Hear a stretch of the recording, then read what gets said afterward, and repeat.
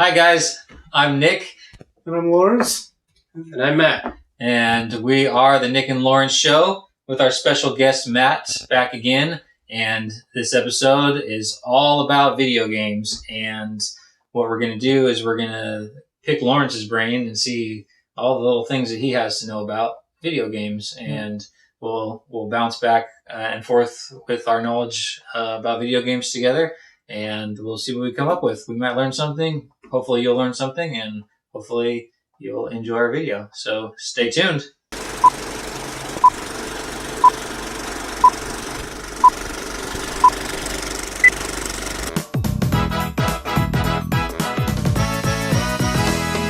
right, so we have lots of interesting plastic in front of us.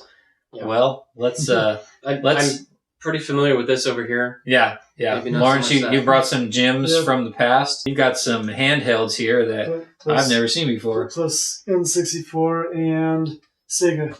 So, real quick, I want to ask you, since we're talking a little bit about Nintendo, did you have a Nintendo when you were growing up? No, I had a Sega Genesis. Oh, you were a Sega guy, huh? Sega guy. So what was your favorite game? Favorite game would have been The Lion King for the Sega Genesis. Really? Did you play that? I think I've heard of it. I've seen it. I think it was actually pretty good. I think it was on Super Nintendo as well, if I'm not mistaken. Yeah, probably. But yeah, I think it was that game was reasonably well known.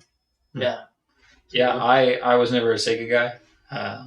I think there were two distinct crowds when I was growing up. There were, There was Nintendo and there was Sega. Yeah. And the Sega guys always thought they were cooler. So I don't know if that's true. We had Sonic the Hedgehog, which was... They had blast processing.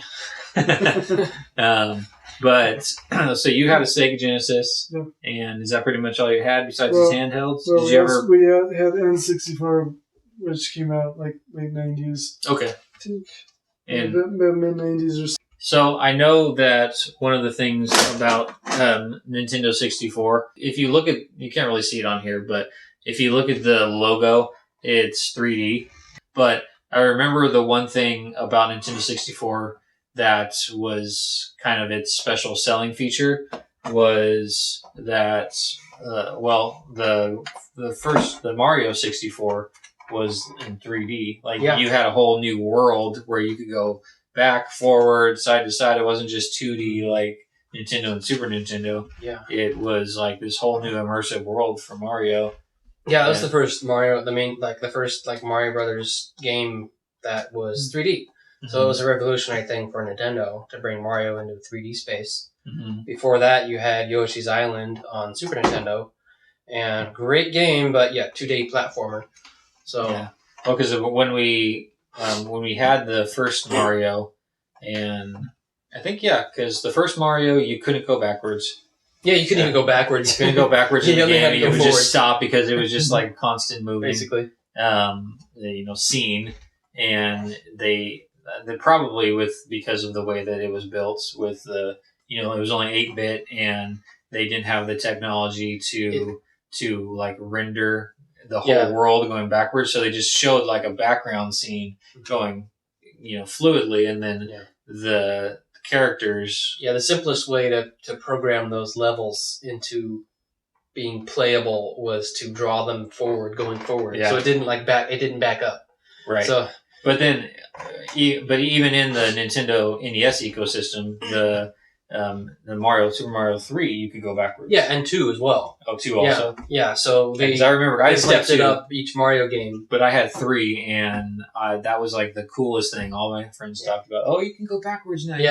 You can go back, and you can go forward, and you can fly. And I mean, for an 8-bit game, it was pretty cool. There's technical reasons for how those things are done in a game. It's pretty interesting. You could find lots of YouTube videos on how these graphics were drawn on an NES, Super Nintendo, whatever. Yeah.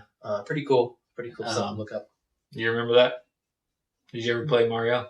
I played Mario. On Nintendo or just 64? I think both, and I also played Mario Kart.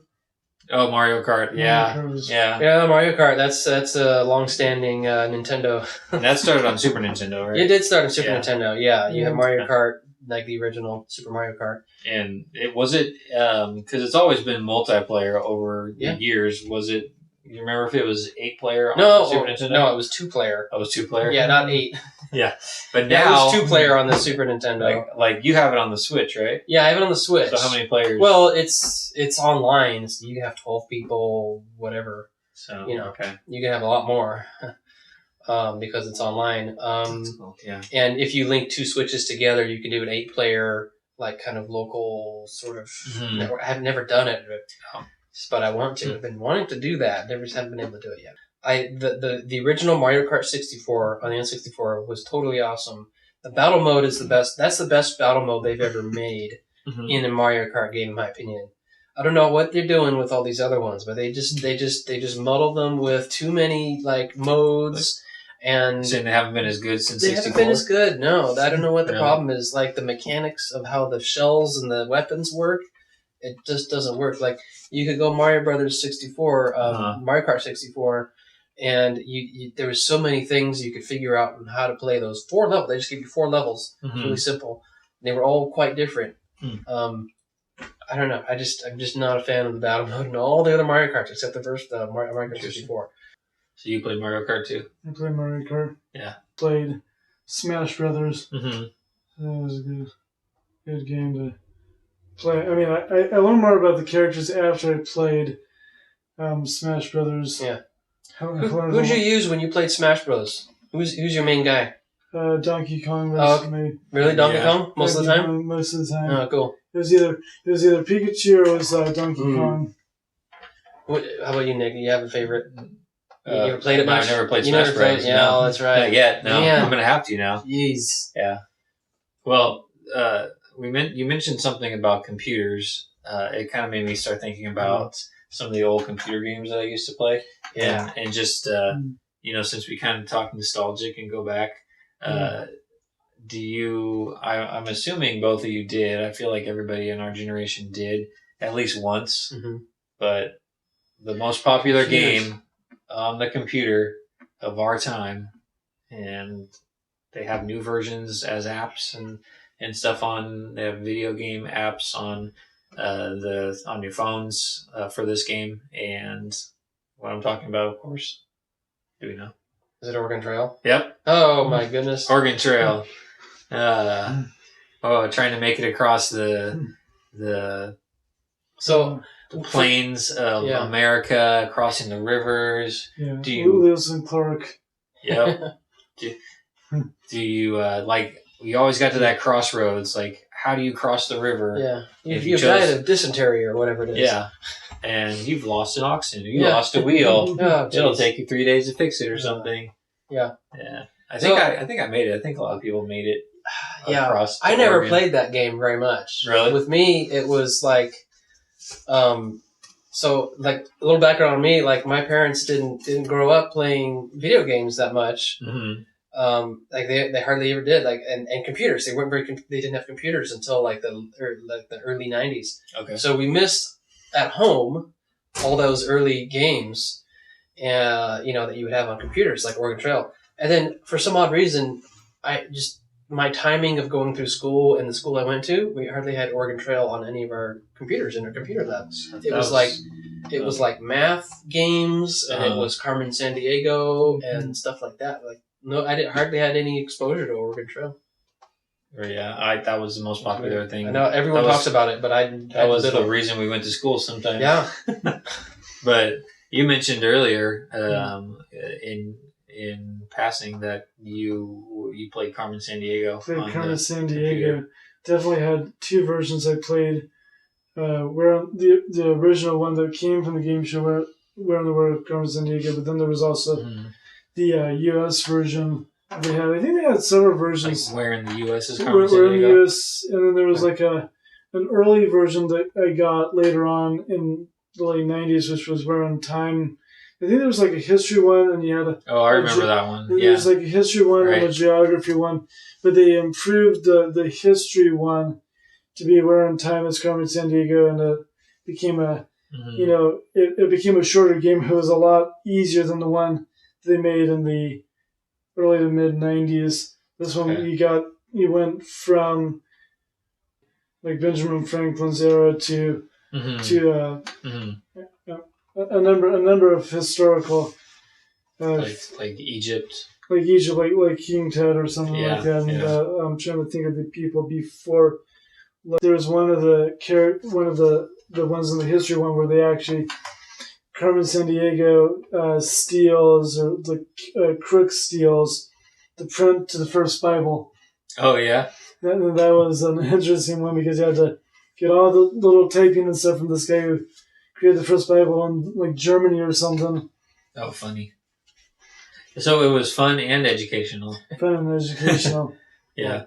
I played that definitely, and I played Oregon Trail, but not. I played Carmen Sandiego at home. It was more like a home game, and Oregon Trail was more of at school. I don't know if we had it at home, but I remember being really young. Like my dad was into computers, still is, but we had a Commodore 64 system, and I remember what that thing used to look like, and it was just like it was kind of like this. But like a bigger computer version. It's a keyboard basically, but the computer's built into the keyboard sort of like underneath it. And then you had the plug screen, it into a monitor. You plug it in the monitor, and it took floppy disks. And I played a bunch of different games on that. Real simple, basic games, but they were fun. It was more like little stick figures jumping around. But I played like a Disney game where I think it was like Zippity Doo Dah.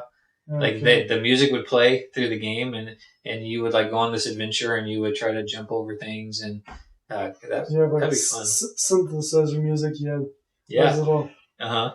if you've never heard of the Commodore 64, here's a little clip of what the system looks like.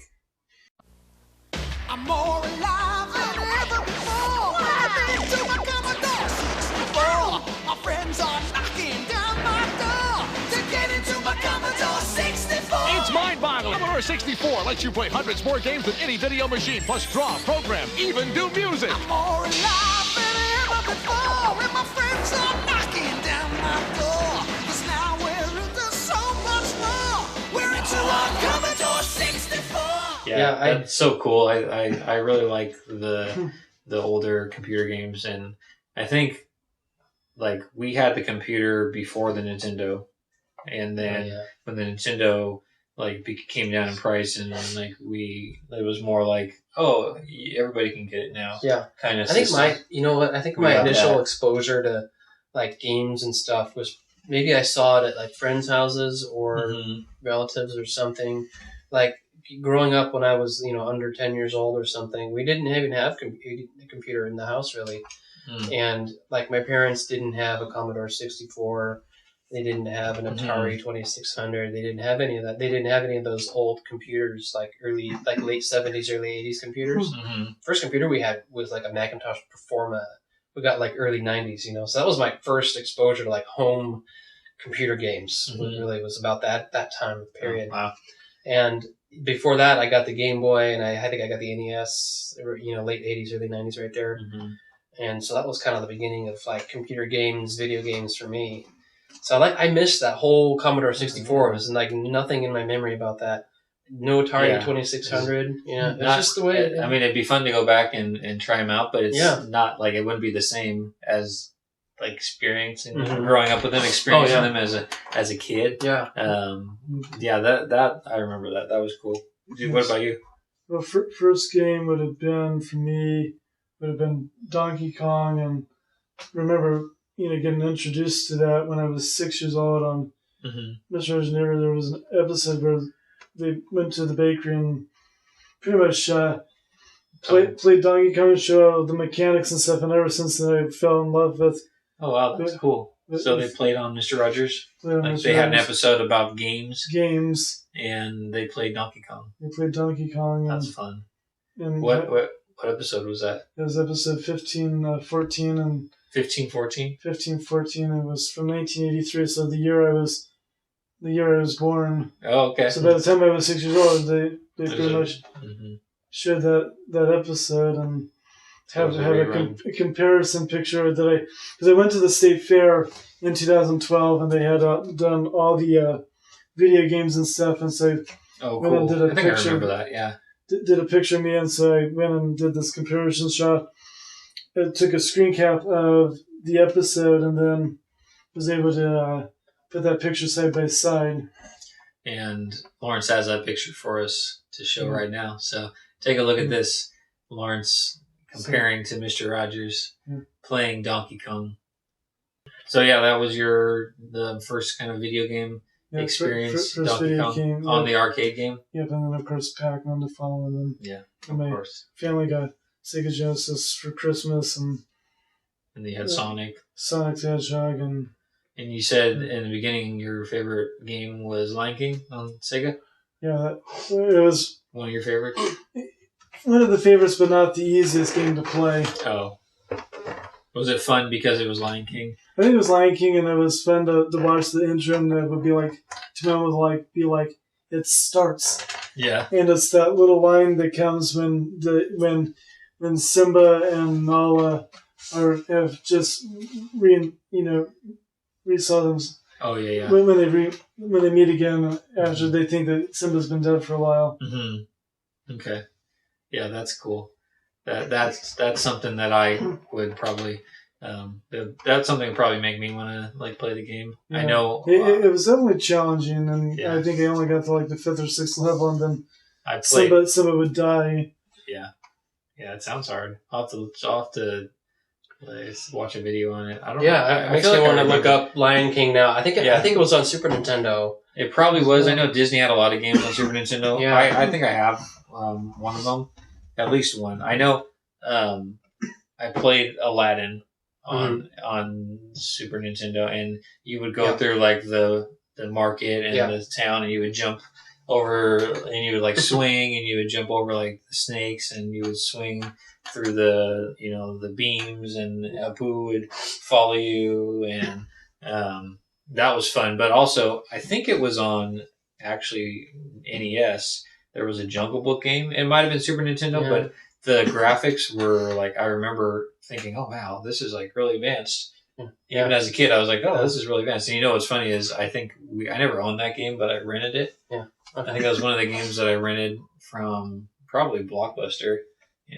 Cool. Remember Blockbuster? Blockbuster, yeah. If you remember from one of the other episodes, we said there's one Blockbuster left. Yeah, and there's one left. And if you remember where that is, put it in the comments. I read about it recently. I can't remember. You don't know? It was some. I know, but only because Lawrence told me in that last episode. So if you know, put it in the comments, and we'll let you know if you're correct.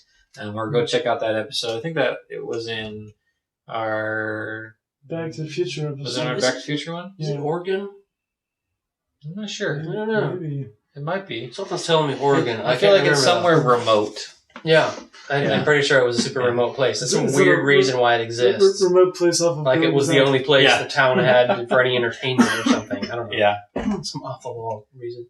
Similar to Blockbuster, since there's only one left, there's only, so much time that we have on this episode. So we'll end it there so we don't go extinct like some of these companies that we will talk about in the future. We did say we're going to talk about the Blockbuster in another episode, and we'll probably have an episode. I think maybe we'll talk about it, but maybe next week we'll talk about some of the stores from our past that aren't around anymore. Yeah. So tune in for that. Thanks for joining us. I want a special thanks to Matt for coming in and video gaming it up with us again. I can come by and talk about video games. Maybe I'll come by another time because when these new classic consoles come out, we could chat about those. Smash Bros. Ultimate. We'll have you back for sure. We'll see. Because when that stuff comes out, we'll need an expert to give us some. Yeah, we could do a whole episode on these classic consoles. There's a lot of interesting stuff about them. Yeah. Okay. Well, cool. Yeah. Well, thanks for joining us. Yeah, thanks for having me, Lawrence. Yeah. Lawrence. I'm Nick.